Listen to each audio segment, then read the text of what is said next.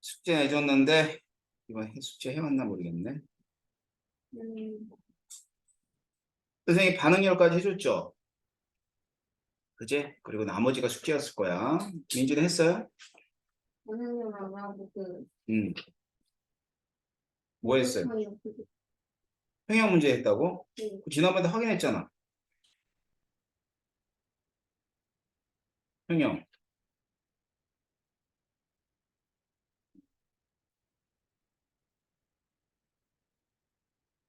자, 여기가 평형 문제였거든요. 평형 문제는 했어요? 준혁이 했어? 네,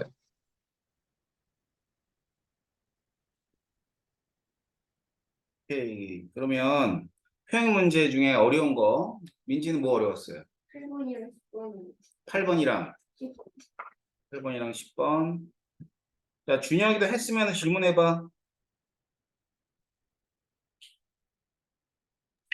저도 8번, 그 다음에 또 12번이요. 2번이요. 예, 풀어줄게요. 자, 8번은 상태 변화가 일어난 거야. 여기 보면은 액체가 뭐가 됐냐면 액체가 기체가 됐지. 그래가지고 이게 기체 상태일 때 불민이 이제 갈색을 띠거든. 여러분이 흑백으로 되어 있으면 안 보이지만 갈색을 이룬 이제 평형 상태라 그랬어요. 자, 그러면 가에서는 아직은 평형이 안 도달했으니까 증발이 응축보다는 더 커야 돼요. 같다가 일단 틀렸고요. 나에서는 동적 평형 상태. 그러니까 동적 평형은 어떤 평형이든 간에 이게 그 반응식에 있는 모든 화학 중에 다 존재해. 그러니까 고체하고 수용액이라 그러면 고체도 있고 노화기내도 있고 여기는 액체도 있고 기체도 있고 그러니까 함께 존재하다가 맞는 얘기입니다. 자, 그 다음에 기체 분자수를 물어봤죠. 자, 기체 분자수는 어떻게 되냐면 자, 이렇게 봐봐. 이게 기체고 액체야. Y축이. 그럼 시간에 따라 기체는 점점 증가하다 일정해지고요. 액체는 점점 감소하다 일정해져요. 그러니까 여기가 어떤 상태냐? 여기 평형 상태가 되는 거예요. 그러니까 기체 분야에서 어디가 더 많아야 돼? 나가 더 많아요. 나가. 알았어요? 그래서 가와 나가 같을 수는 없습니다. 이해되지?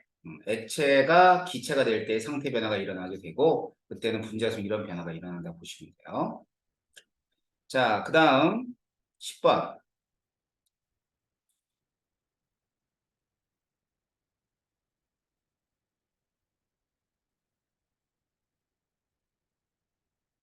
어느 순간부터 녹지 않는 염화나트륨 비커가 바닥에 녹아 있었다라는 얘기는 뭐냐면 동적 평형 상태다. 그런 뜻이야. 그럼 이제 더 이상 녹지 않는 것처럼 보이지만 실제 녹긴 녹는 거지. 그러면 거기다가 얘가 포함되어 있는 염화나트륨. 이게 무슨 원소야? 이게 무슨 원소라 그래요? 이런 거. 준영이 이런 원소를 뭐라 그러지?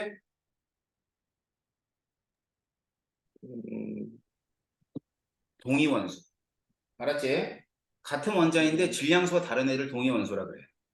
그럼 얘를 녹였잖아요. 얘를 녹이게 되면 어떻게 되냐면 아주 재미있는 현상이 일어나.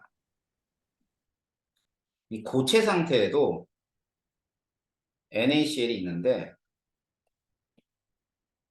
24짜리, 23짜리가 이렇게 있어요. 그 다음에 수용액 상태도 Na 플러스가 녹아 있어. 물론 Cl- 녹아 있겠지. 이렇게. 근데 23짜리도 있고 24짜리도 있게 돼요. 뭔 얘기인지 알아? 자, 왜냐하면 이제 얘를 녹여도 얘를 녹이면 녹지 않는 것처럼 포화됐으니까 녹지 않는 것처럼 보이겠지만 실제로는 자, 용해와 석출이 같이 일어나는 거지. 그러니까 24짜리가 석출이 되기도 하고 용해가 되기도 하고 이렇게 되는 거야. 그러니까 고체 상태에도 이게 있고 수용액 상태도 이게 있게 돼요. 그럼 가는 평형이라 그랬지? 그럼 용의 속도와 석출 속도가 어떻다 그래야 돼? 같다 그래야지. 같다. 포화 상태니까. 자, 가에서 염화수의 농도는 일정 유지된. 그렇죠. 유지됩니다. 자, 나 이후 이제 충분한 시간이 흘렀을 땐 24는 가라앉아 있는 염화탄소 고체와 수용액이 모두 존재한다. 그런가요? 예, 맞아요. 이렇게 됩니다. 알겠죠?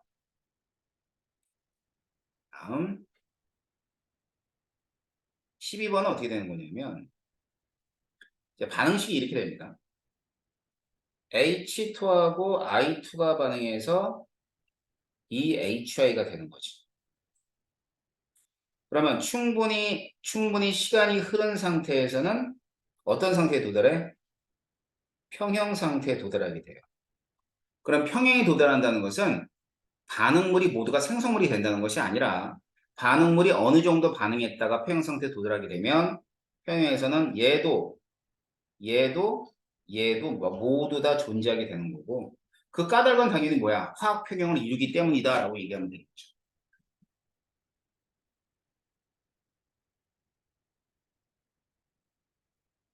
자, 됐고요. 그 다음에 쭉 넘어가셔서 우리가 반응열 했잖아요. 반응열. 자, 반응열에서 열량계까지 봤고요. 이 탐구 자료를 한번 보라 그랬어요.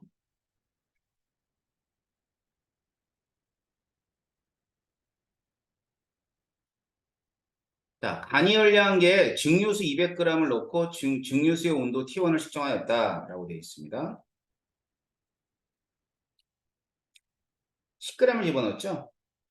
그래서 온도 변화를 측정했대요. 처음의 온도는 25도씨였는데 나중 온도가 33도씨가 되는 거니까 일단 여기서 염화칼슘의 용해는 뭐라는 걸 알 수 있냐면 발열이라는 걸 알 수 있어요. 발열. 온도 올라간 거죠. 자, 그래서 이때 용액이 얻은 열량을 측정할 때는 어떻게 하라 그래서 시멘트라 그래요. 시멘트. 자, 용액의 비율이 4.2라고 했을 때 4.2에다가 자, 중요한 거 있네요. 여기 질량 몇 g이야? 200g하고 10g을 더한 용액의 질량이 들어가야 돼. 그리고 온도 변화는 8도씨 이렇게 되는 겁니다. 자, 이렇게 계산한 게 이제 방출한 열량이 되는 거고 1g당 방출된 열량 계산할 때는 어떻게 해주면 돼?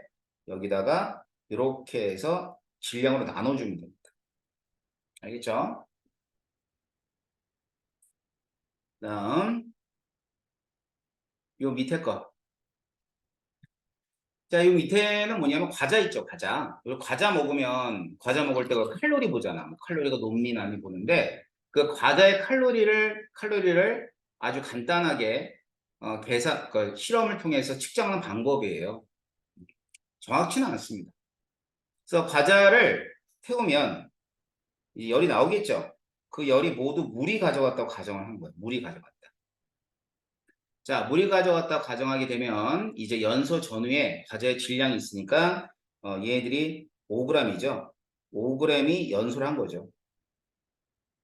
그래서 5g이 된 거고요. 온도 변화는 25도였는데 73도가 된 거니까 48도씨가 난 거예요. 자, 그러면 이때 과자를 5g을 태웠을 때 발생한 열량은 물이 얻은 열량인 시멘트로 계산합니다. 그러면은 C는 물의 비열, 질량은 위에 보면 100g이라고 했을 거예요, 여기. 100g 보이죠? 그죠? 100g. 자, 그래서 100g. 100g을 대입하게 되면 시멘트로 계산하면 이만큼이 과자 5g이 탔을 때 발생한 열량이야. 그럼 1g당 그러니까 5g으로 나눠주게 되면 과자 1g당의 열량을 계산할 수 있는 거죠. 알겠지? 그래서 위에 있는 실험이나 밑에 있는 실험이나 실제 값과는 오차가 있어요. 그 이유는 다 열 손실 때문이야. 알았죠?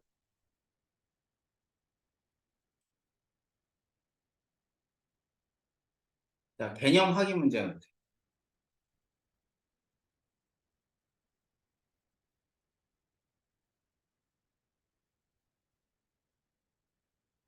자, 첫 번째 발열 반응. 주요 온도가 올라간다. 흡열 반응. 주온도가 낮아집니다.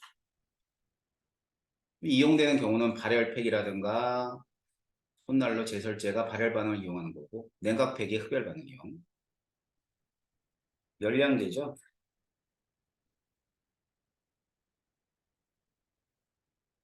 반열량계. 정밀하진 않아요. 그때 열량은 용액의 비열, 그 다음에 용액의 질량, 온도 변화. 자, 그 다음 통열량계.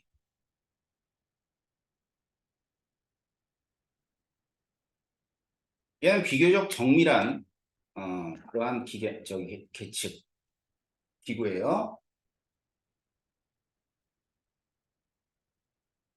그럼 여기서 가로에 들어가는 게 뭐예요? 열량계에 뭐가 들어가야 돼?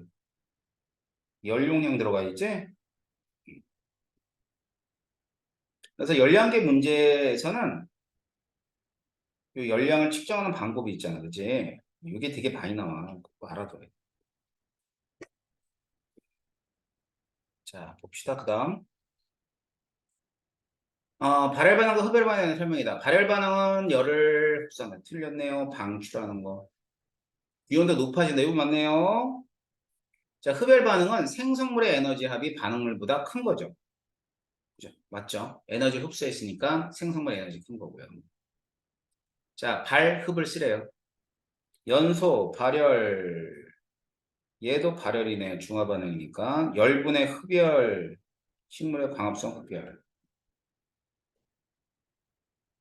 자, 수산화 발염하고 질산 암모니아 반응은 열을 흡수함으로 주요 온도는 낮아진다야. 그러니까 이런 것들은 알아둬라 이 뜻이죠. 자, 손난로, 휴대용 손난로는 철가루가 산화될 때 열을 방출한다. 주위의 온도가 올라간다. 냉각팩, 질산암의 물에 용해되어 열을 흡수한다. 기온도는 낮아진다. 이렇게 얘기하면 될 거고요. 자, 열량계는 화학반에 출입하는 열량을 측정하는 장치다 그랬고 열 손실이 많은 건 간이열량계가 많아요. 간이열량계 연손 거의 없고 틀렸죠. 열 손실이 많아요. 정확하게 측정하는 건 통열량계. 자, 간은 간이열량계, 나는 통열량계. 간이열량계, 통열량계 이렇게 쓰면 될 겁니다.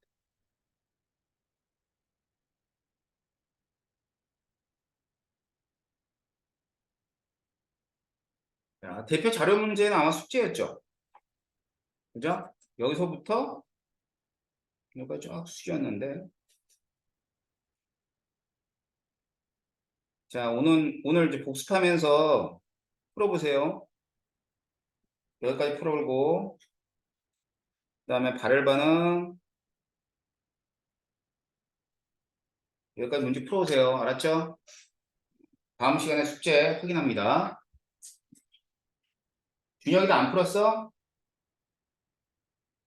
오늘 수업 없는 줄 알고 안 풀었지? 네. 풀었네? 아니요. 다음 시간까지 풀어와. 네. 오늘이나 내일.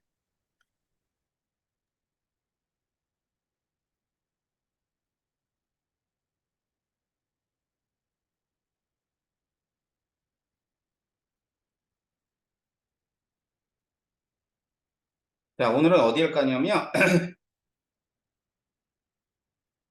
산화 환원 반응을 좀 해드릴 거예요. 산화 환원 반응. 자, 그리고 이제 여기서 예를 한 거예요. 출입하는 열의 출입. 자, 남아있는 게 두 가지입니다. 4단원에서. 자, 산화 환원 반응하고 중화 반응. 알았죠? 자, 중화 반응은, 중화 반응은 산화 환원보다 반응보다 문제는 좀 어려운데 개념은 그렇게 어렵지 않아요. 개념은 우리 산화 환원 반응이 더 어려워요. 자, 그래서 페이지는 몇 페이지냐면요. 272페이지를 피시면 돼요. 272페이지.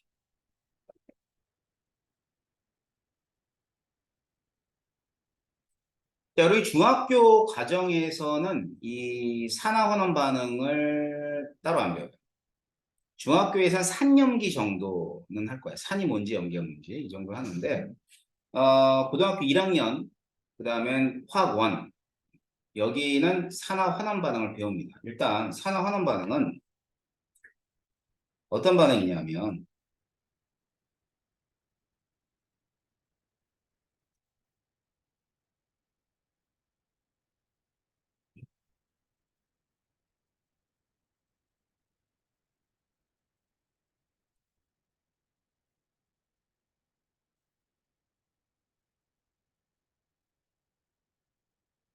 뭐라 썼어요? 한 개 이상의 전자가 이동하는 거예요. 그러니까 전자 이동이 반드시 있어야 됩니다. 전자가 이동하는 반응을 산화환원 반응이라 그래요. 그리고 전자가 이동을 하면서 이제 산화환원 반응을 간단하게 이제 정의를 내려준 게 뭐 이런 거야.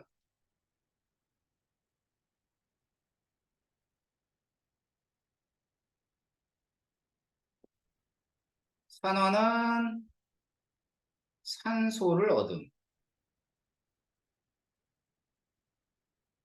산화는 산소를 잃음.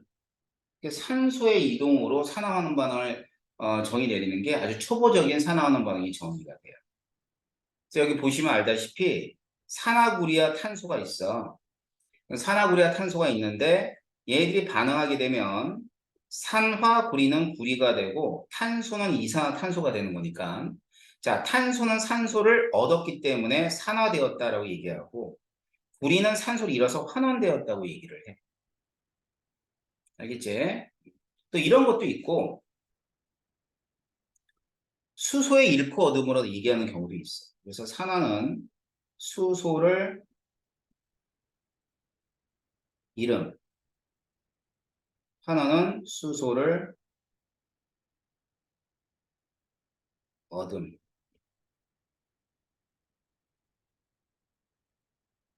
알겠지? 자, 이렇게 해서 산화 환원을 정의를 내리는 경우도 있다. 하지만 봐보면 여기서는 봐봐봐. 여기서는 이 반응 보세요. 얘는 탄소가 이산화탄소가 됐으니까 산화를 정의 내릴 수 있잖아. 그지? 그럼 환원을 어떻게 내려야 되냐면 산소가 수소 얻은 거로 정의 내려야 돼. 수소를 얻으면 환원이잖아. 그치? 그러니까 이런 것들이 다 헷갈리는 거야. 어? 그래서 이제 산화 환원 반응을 정의 내릴 때는 이렇게 전자 이동으로 정의를 내려줘. 그래서 전자 이동에 의해서 산화 환원을 정의 내리는데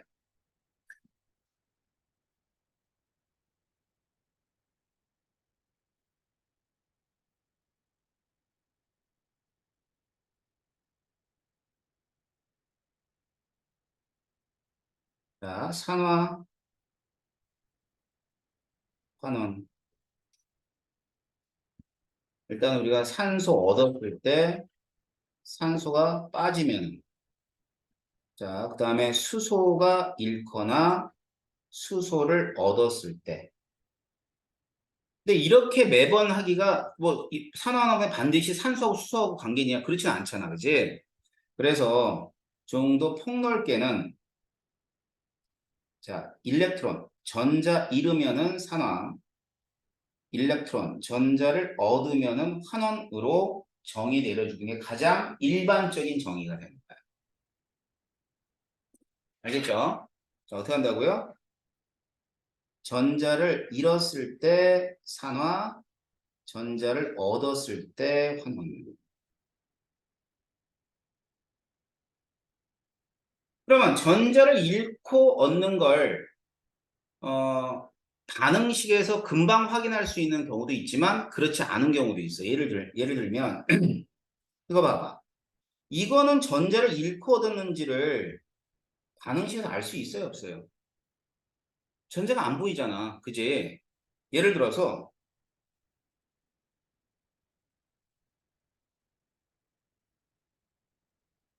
자, 얘네들은, NA가 NA 플러스가 됐으니까, NA가 NA 플러스가 됐으니까 전자를 잃었다라고 얘기할 수 있고, CL이 CL 마이너스가 됐으니까 전자를 얻었다라고 얘기할 수 있다고. 이거 보여, 눈에.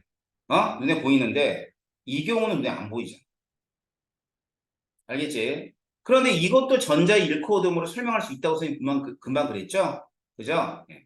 그럼 이제 이 전자 잃고 얻음을 나타내주는 숫자가 있어요. 알았어요? 이게 산화수라는 건데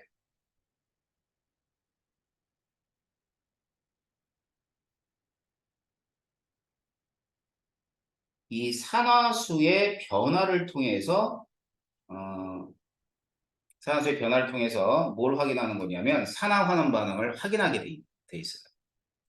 그럼 이 산화수가 뭔지를 알아야 될 거 아니야. 그래야 내가 뭐 반응식을 보고 산화수를 결정할 수 있겠지. 자, 그래서 선생님이 산화수에 관한 얘기를 좀 해드릴 겁니다. 산화수란 무엇이냐?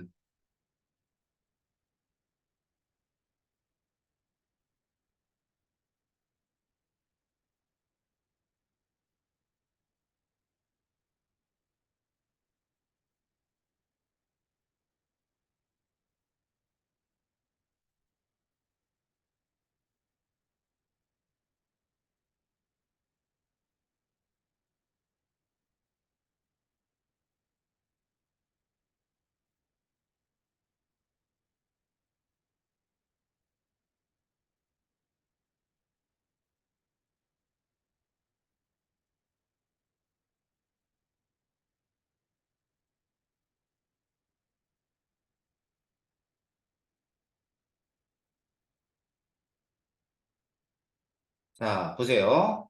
물질을 구성하고 있는 원소들이 여러 가지가 있다고 합시다. 그러면 그게 이제 하나의 화합물이야. 그러니까 전자가 어디로 쏠려 있는가라고 하는 건 뭐냐면 원자마다 전자를 잡아당기는 성질이 다 달라요. 어떤 애는 잘 잡아당기고 어떤 애는 못 잡아당기고. 자, 그럼 여러 가지 원소가 결합을 해가지고 하나의 화합물을 만든다고 하자. 물질을 만든다고 했을 때 전자를 잡아당기는 성질이 다 다르니까 전자를 지가 가진 전자 말고 다른 원자가 가진 전자를 가져왔어. 그럼 나는 음정기가 많아지겠지. 그럼 전자가 음정기를 띠니까 전자가 음정기를 띠고 있다 잊지 마세요. 얘가 음정기를 띠고 있다. 그럼 막 가져오게 되면 음정기를 많이 가져왔으니까 나는 어떤 상태가 되냐면 음정기를 가지고 있는 상태니까 그 숫자가 마이너스가 됩니다. 자, 상대적으로 뺏긴 애를 생각해. 자, 전자를 뺏겼어. 그럼 내가 가지고 있던 전자를 뺏긴 거니까 나는 어느 쪽으로 가요? 어느 쪽이 될까? 플러스 쪽이 되겠지. 알겠지? 그러니까 전자가 마이너스라서 마이너스를 가져온 상태가 되면 마이너스 쪽으로 가고 마이너스를 뺏긴 상태가 되면 오히려 플러스 쪽으로 가요. 알겠어요? 그래서 그 화합물에서 여러 원자들이 있지만 그 원자들의 산화 상태를 표시하는 숫자예요. 그 산화 상태라는 얘기는 전자를 잃은 상태가 되면 플러스가 되고 전자를 얻은 상태가 되면 마이너스가 됩니다. 알겠어요? 자, 어디로 쏠려 있는가를 알 수 있는 게 산화수예요. 자, 따라서 산화수는 원소의 산화 상태 표시하는 숫자라고 생각하면 돼. 숫자라 그러면 뭐 1도 있고 2도 있고 마이너스 그러니까 플러스 1도 있고 플러스 2도 있고 마이너스 1도 마이너스 2도 있고 이렇게 돼요. 그래서 몇 가지 규칙이 있습니다. 산화수의 규칙. 첫 번째, 여러분이 알고 있어야 되는 거야.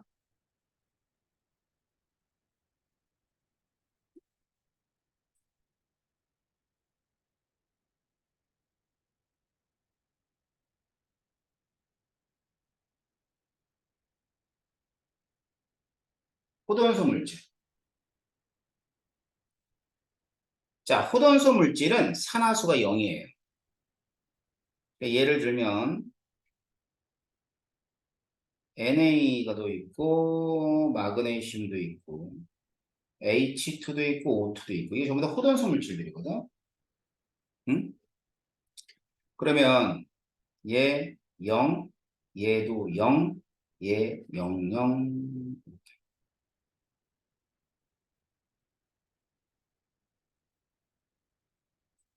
석준아 잘 듣고 있어? 아니 석준이 저기 준영이 잘 듣고 있어? 네. 음. 자, 이런 호전소 물질은 산화 상태가 0이야. 그러니까 뭐 전자를 잃거나 얻은 상태는 아니라는 얘기지. 그다음엔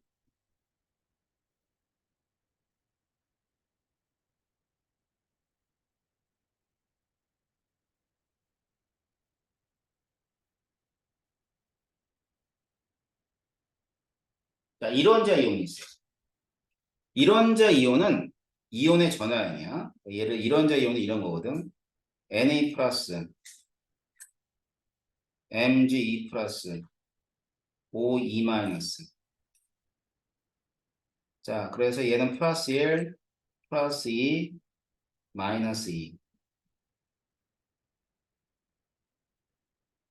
알겠죠? 자, 얘는 이론자 이온이고, 이론자 이온들의 산화수는 이온의 전하량. 다음, 이제 화물입니다. 화물에서 이제 금속 원소가 있어요. 금속.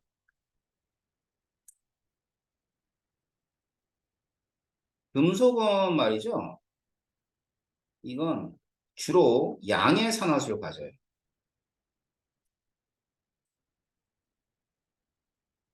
자, 양의 산화수를 갖는 이온은 금속은 전자를 잘 잃어버립니다. 그러니까 전자를 뺏기는 쪽이야. 금속이. 자, 그런데 몇 가지 금속들은 그 산화수가 결정돼 있어요. 얘들 일족이야. 일족이면 뭐 리튬, 나트륨 이런 애들 있죠.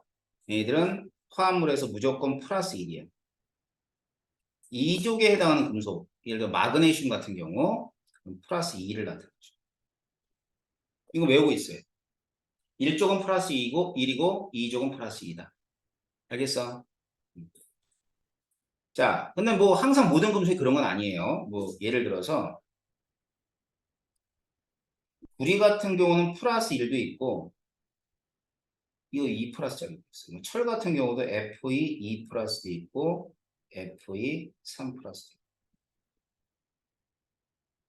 자, 이런 식으로 금속들은 양의 산화수를 갖는데 결정되어 있는 건 1족, 2족 정도. 나머지는 여러분들이 이제 다른 어떤 규칙을 이용해서 찾아내야 됩니다. 다음 비금속.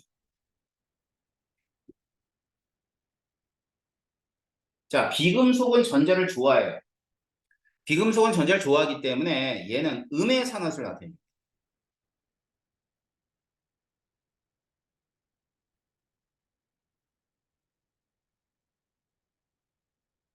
자, 음의 산화수를 나타내 주는데 예를 들어 플로린이야. 이게 마이너스 1이죠. 수소예요. 수소는 플러스 1을 가져. 그래서 1을 갖는데 다 그렇진 않아요. 예외가 있어요. 자, 예외는 뭐냐면 NaH라든가 MgH2. 자, 얘네들은 금속과 만난 수소 원자들이죠. 이 NA가 일족이잖아. 그지? 그러면 이 NA가 플러스 1이거든. 얘는 마이너스 1. 마그네슘 플러스 2가 되고 수소는 마이너스 2를 갖습니다. 그러니까 금속과 결합한 수소들은 마이너스를 가질 수가 있어요. 알겠죠? 다음 산소. 산소는 마이너스 2를 가져요. 그러니까 이거 외워야 돼. 자, 플로린 마이너스 1, 수소 플러스 1, 산소 마이너스 2. 물론 산소도 예외가 많이 있는데 이 정도 기억하시면 돼요. 자, 얘가 플러스 1이거든, 수소가. 얘는 마이너스 1일 수밖에 없어. 그 다음에 얘가 마이너스 1짜리가 두 개 있거든. 얘는 플러스 2가 돼야 돼. 자, 이 정도 예외를 제외하고는 전부 다 마이너스 2를 갖습니다. 다시 보자. 자, 금속은 1조건 플러스 1, 2조건 플러스 2가 되고, 비금속은 F가 마이너스 1이고, 수소 플러스 1, 산소 마이너스 2.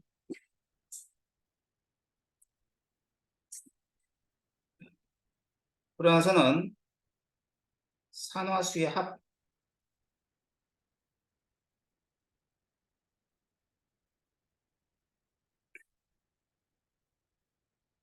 자, 산화수의 합은 중성일 때는 0이에요. 중성화학종. 이온이 아니라. 이온일 때는 이온의 전하량이 산화수의 합이에요. 자, 예를 들어봐야죠.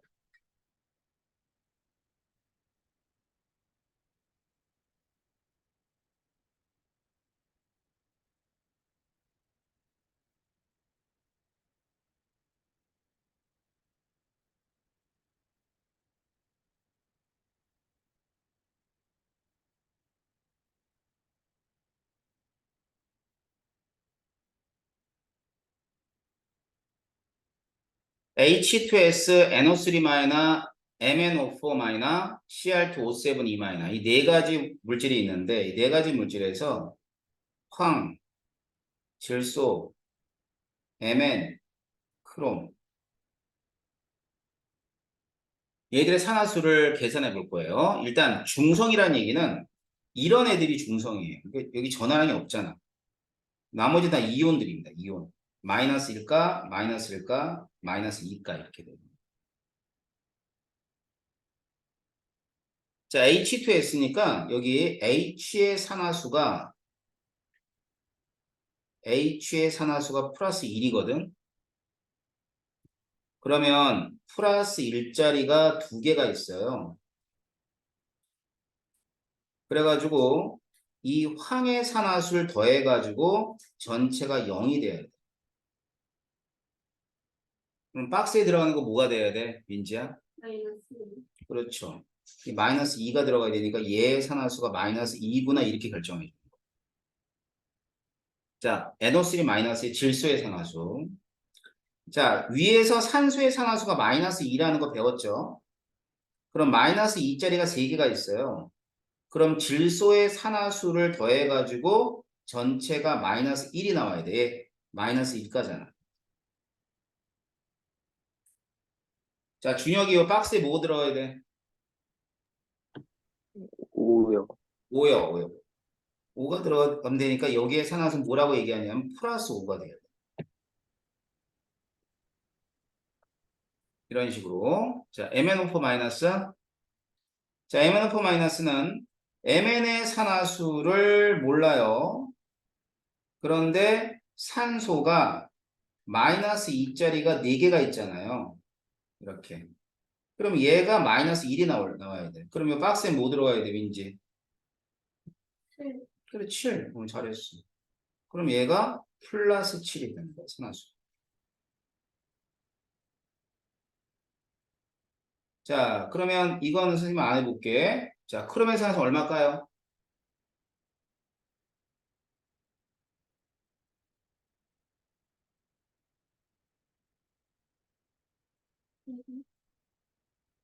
한 번 더 생각해야지.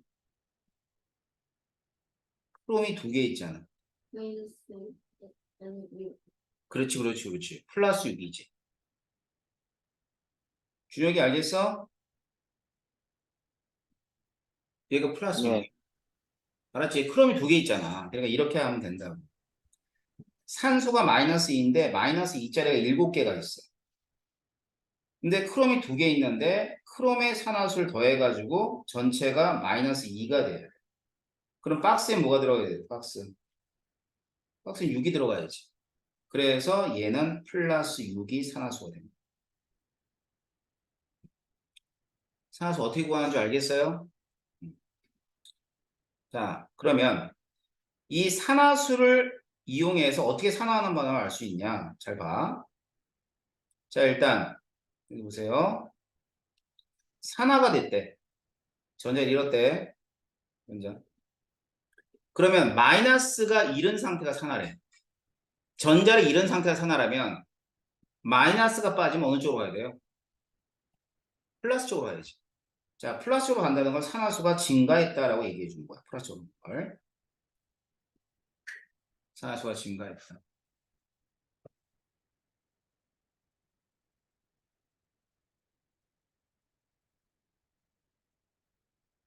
자, 이번에는요, 환원이래요, 환원.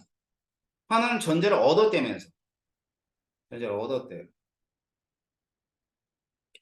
그러니까 전제를 얻게 되면 음을 얻는 거잖아. 마이너스 전기를 얻기 때문에 산화수가 어떻게 되는 거야? 산화수가 감소하는 거야.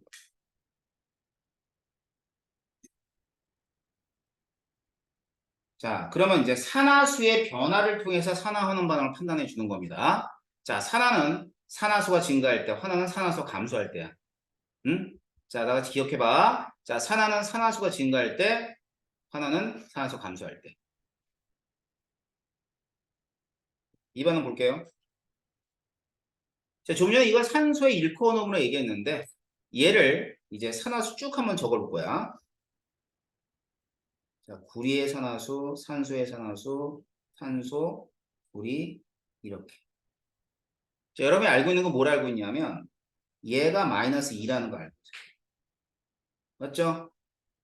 그 다음에 또 호돈소 물질, 얘들 호돈소 물질이니까 빵빵이라는 거 알고 있어요. 자, 그렇다면 이 구리는 산화수가 얼마가 돼요? 플러스 2가 돼야죠. 자, 이 탄소나 산화수가 얼마가 돼요? 4. 플러스 4가 되겠죠. 자, 그렇다면 구리의 산화수는 플러스 2가 0이 됐네요. 산화수 증가해요, 감소해요? 감소, 그래, 감소. 감소한 건 뭐라 그래? 환원.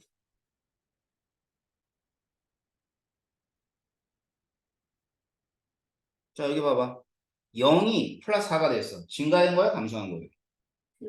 증가. 그치, 0이 4가 됐으니까. 그럼 얘는 산화수, 산화수 증가.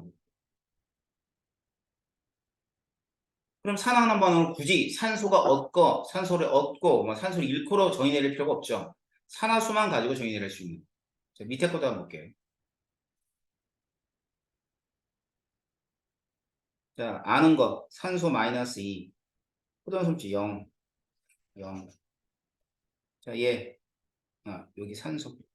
산소 마이너스 2. 자, 그럼 얘 얼마예요? 철?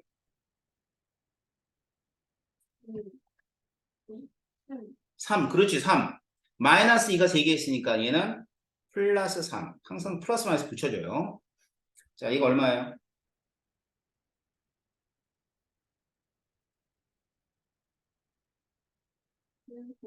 그렇지, 플러스 4. 그럼 산화수 바뀐 게 플러스 3이 0이 된 거죠? 그래서 환원. 0이 플러스 4가 됐으니까 그래서 산화. 여기 알겠어요?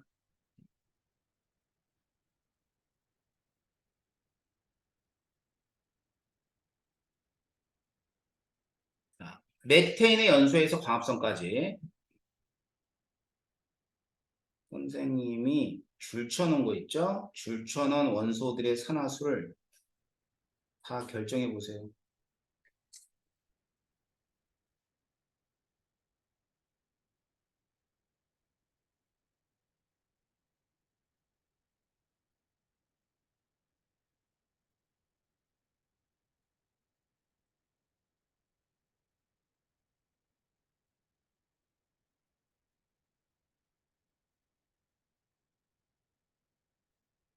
자, 제가 그냥 파란색으로 줄 쳐놓은 원소들의 산화수를 지금부터 결정해봐. 밑에다 써보세요.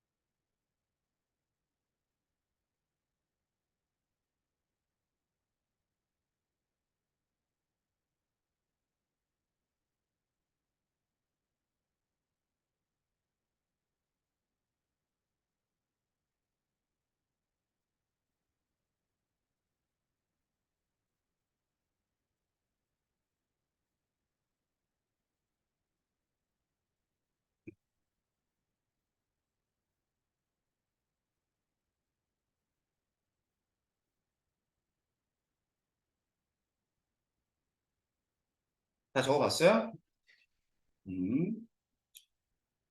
자, 준영이 다시 적어봤어? 네. 자, 준영이부터 한번 해볼래? 이거부터 순서대로 얘기해봐. 파란색. 자, 탄소 얼마예요, 산화수? -4, 네. 그 다음 산소. 0, 그 다음 탄소. +4, 잘했어요. 그 다음 산소. -2, 그렇죠. 민지 한번 해보자. 철. 0, 0. 산소. 0, 0. 그 다음 철은? -3, 그래. 산소는? -4. 잘했어요. 자, 세포호흡이죠? 자, 준혁아 여기 탄소 있잖아. 이게 포도당이거든. 포도당의 탄소의 산화수 얼마니? 0, 응? 뭐라 그랬지? 0? 네. 0 맞아. 0. 그 다음 -2 플러스 4 우리 아까 했던 거지. 그죠? 그러니까 여기는 뭐 같아요. +4 -2 0 0. 자, 그렇게 되면 여기서 얘는 산화된 거 맞죠? 증가한 거니까. 그러면 산소는 산화수가 -2가 됐어요. 그죠? 얘는 뭐 한 거야? 감소한 거니까 환원이야.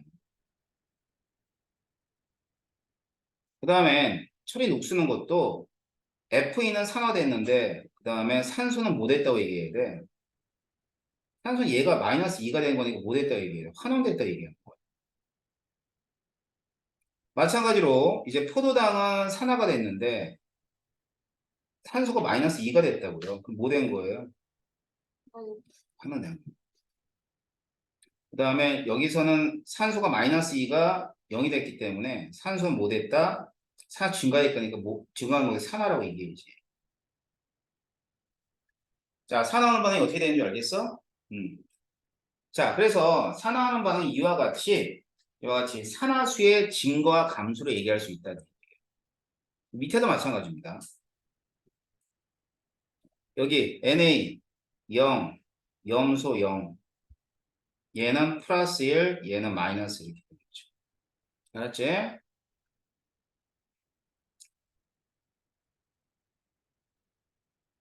얘가 똑같아. 0 +2 +2 0. 알겠지?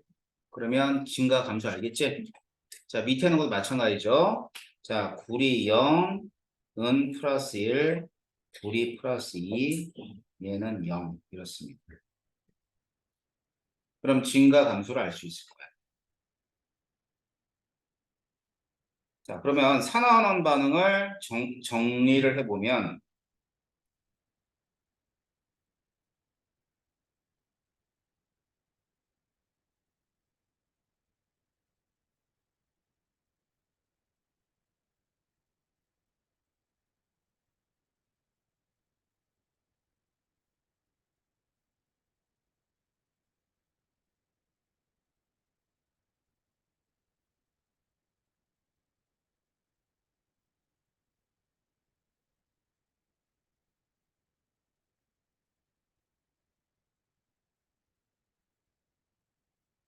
자, 반응물이 이렇게 있어요. 반응물 두 가지. 그랬을 때 얘가 이렇게 변하고요.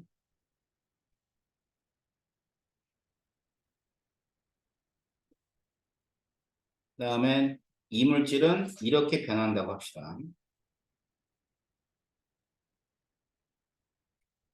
그럼 만일 산화수가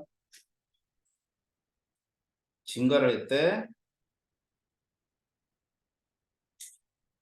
그러면 산화가 일어난 거야. 산화수가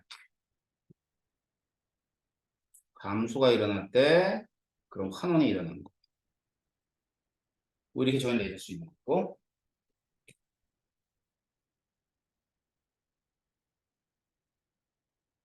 그래서 첫 번째는 산화하는 반응은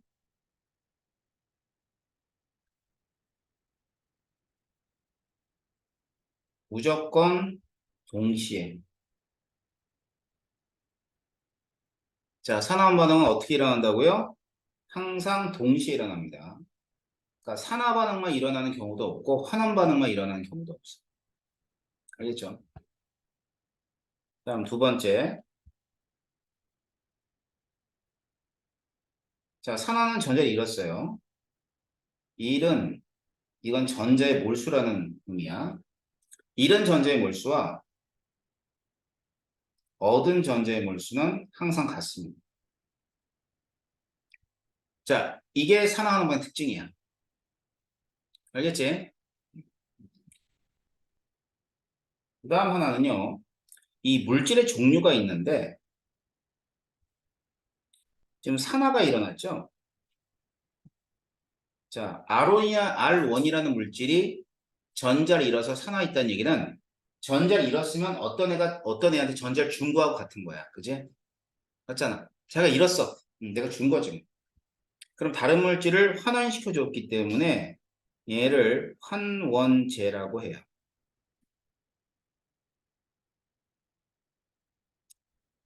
R2. R2는 환원했죠. 환원했으니까 다른 물질한테 전자를 가져온 거야.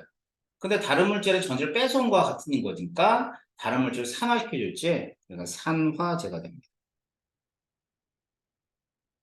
자, 반대예요. 뭐라고? 산화가 일어난 물질은 환원제가 되고 환원이 일어난 물질은 산화제가 돼. 헷갈리지? 알았지? 자, 산화가 됐다. 전자를 잃었다는 뜻인데 전자를 잃었다는 얘기는 남한테 전자를 줬다는 것 같아요. 그럼 다른 물질을 환원시켜줘서 환원제. 산화제는 전자를 얻어왔다는 뜻은 전자를 뺏어왔다는 뜻하고 같아요. 전자를 뺏어와서 다른 물질을 산화시켜줬기 때문에 산화제. 그래서 환원제와 산화제를 갖다 우리가 어떤 특징이 있는 걸 좀 봐야 됩니다. 알았죠? 자, 일단 산화하는 반응에서 써보자. 자, 산화한 화학종이 뭐라고요?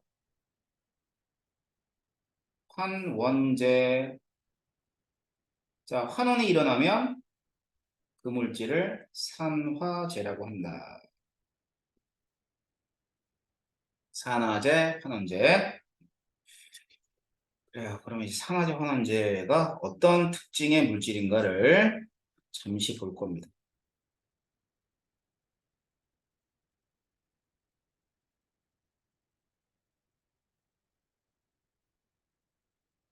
산화제,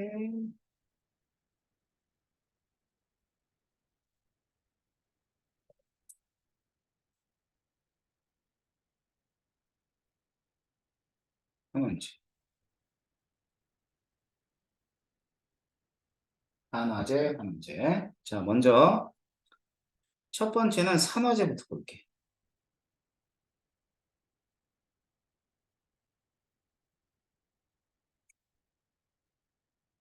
산화제. 자, 산화제는 뭐냐면 다른 물질을 산화시켜 주는 거니까 어? 어. 자기는 환원해야 돼. 그러면 자기가 환원이 잘 일어나려면 전자를 얻는 경향이 커야 돼.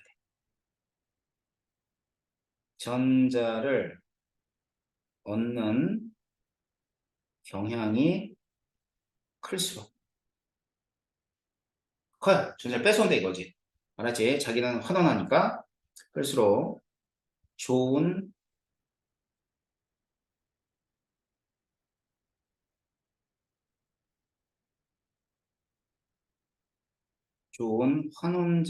산화제이다.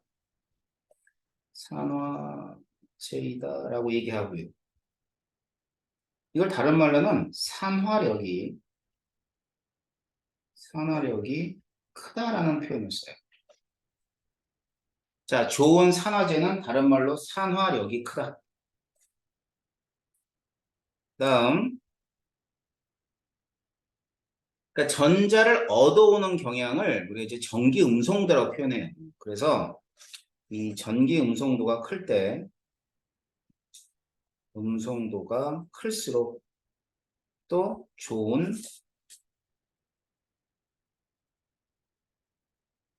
산화제가 됩니다.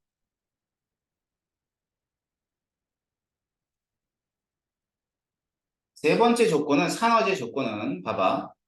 전자를 잘 얻어오려면 화합물에서 원소들의 산화 상태가 전자가 없는 게 좋겠어요? 많은 게 좋겠어요? 전자가 없는 게 좋아요. 그러니까 전자가 없는 상태에 있는 원소들이 전자를 잘 얻어와. 따라서 산화수가 클수록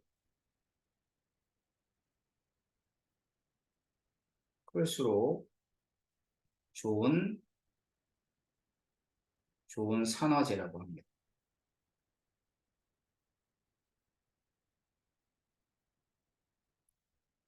어떤 애들이 있냐면 F2나 Cl2나 NO3-라든가 아니면은 뭐 MnO4- Cr2O7E-. 얘들이 00이에요. 00. 00이긴 한데 이 F2나 Cl2는 음성도가 큰 애들이야. 그러니까 전자를 잘 가져온다고. 자, 여기 질소 플러스 5, Mn 플러스 7, 크롬 플러스 6. 자, 여기 숫자 보세요. 5, 7, 6. 전자가 많이 없는 상태야. 그러니까 산화수가 큰 애들이지. 그러니까 얘네들은 전자를 잘 가져올 수 있다는 뜻입니다. 산화제는 이런 특징을 가지고 있는 물질이다 라고 보시면 되고요. 자, 두 번째 환원제.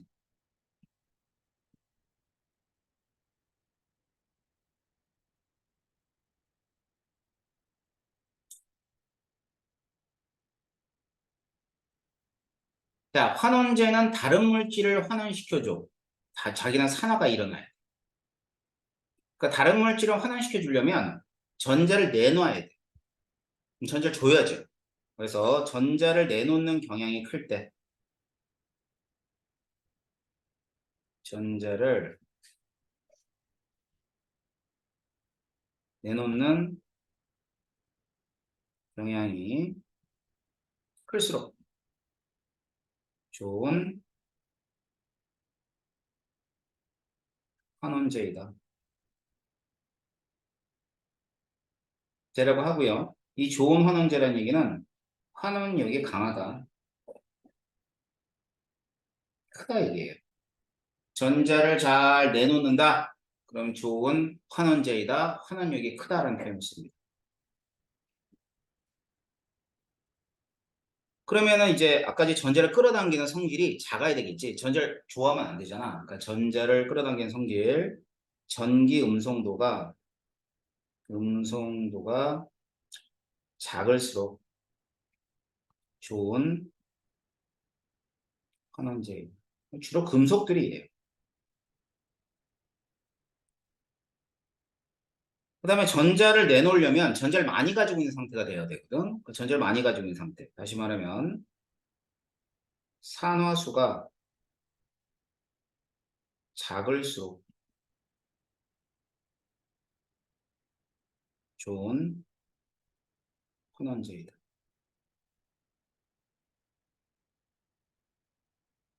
그래서 이제 예를 들면 H2S라든가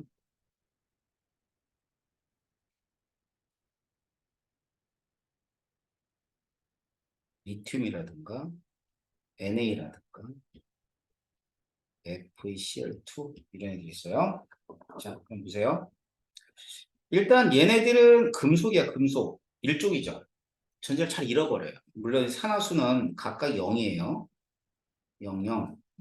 하지만 금속, 다시 말하면 음성도가 작기 때문에 좋은 환원제로 쓰입니다. 다시 말하면 전자를 잘 줘요. 예, 마이너스 2. 자, 마이너스 2가 전자를 좀 가지고 있는 상태지? 그러니까 전자를 줄 수가 있고요. 예, 플러스 2. 선생님 플러스 2인데요? 아, 예, FE는요. 플러스 2, 전자를 두 개 잃었지만 하나를 더 잃을 수가 있어. 그러니까 플러스 3이 될 수가 있는 거지.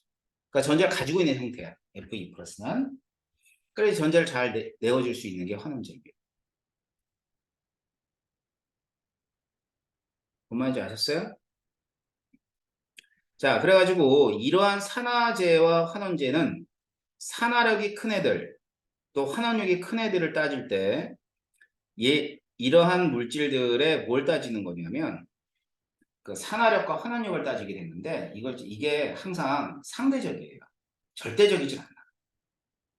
알았지? 그래서 이 상대적인 세기를 갖다가 우리가 좀 공부해 놓은 것 같아요.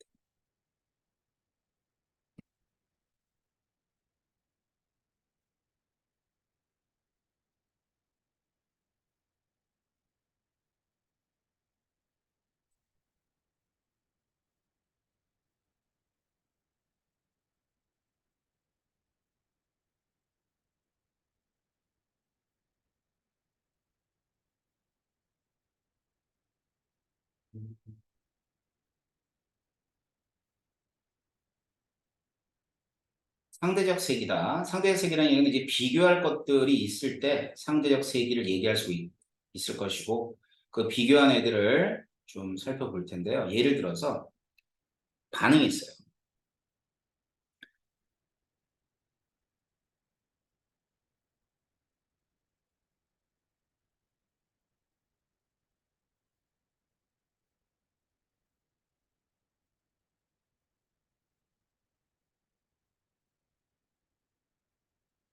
이런 반응이 이제 일어났고요. 이번에는 이런 반응이 일어납니다.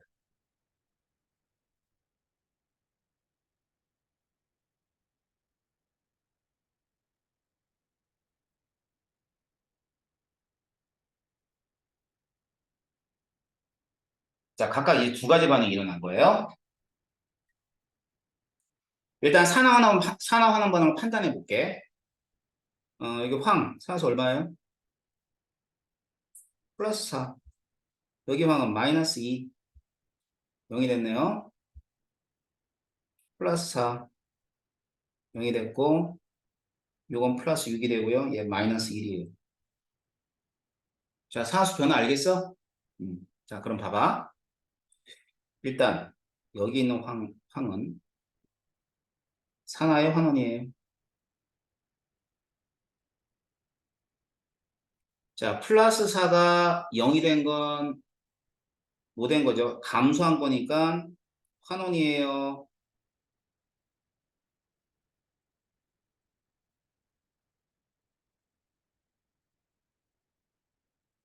마이너스 2가 0이 된 건 증가한 거니까 뭐죠?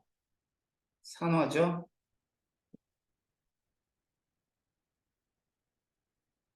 알겠죠? 자, 밑에 있는 거 볼게.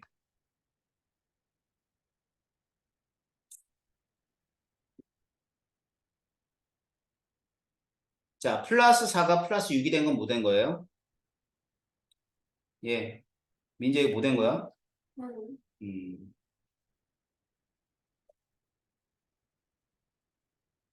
얘는 뭐 된 거야? 준혁이 이거 뭐 된 거니? 0이 마이너스 1이 된 거? 아니요. 응? 알 것 같아요. 뭐 일어난 거야? 환원? 환원이요. 자, 그럼 얘기해봐. 준혁아, SO2는 이 반응에서 뭐로 쓰였니? 산화제야, 환원제야? 산화제요. H2S는 환원제. 환원제. 자, 민지야, SO2 이 반응에서 뭐로 쓰였니? 하나도 SO2 두 번째 반응. 여기 두 번째 반응에서 SO2는 뭐로 쓰였어? 하나인데 그렇죠. 자,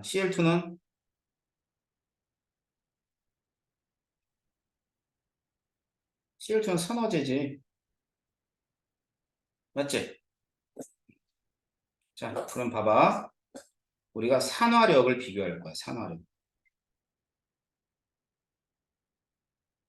자, 산화력은 산화제가 산화력이 크겠지. 내가 아까 뭐라 했지? 좋은 산화제일 때 산화력이 크다 그랬지. 그지? 자, 그러면 SO2하고 H2S 중에 산화력은 어떤 게 더 큰 거예요?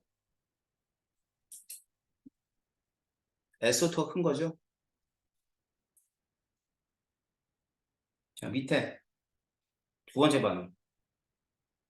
자, SO2하고 Cl2 중에는 자, 준영이 뭐가 산화력이 큰 거야? 음, 뭐가 커요? SO2. 그렇지, Cl2. 자, 그러면 결과적으로 산화력은 얘랑 얘를 비교하게 되면 세 가지 물질 중에 뭐가 제일 큽니까?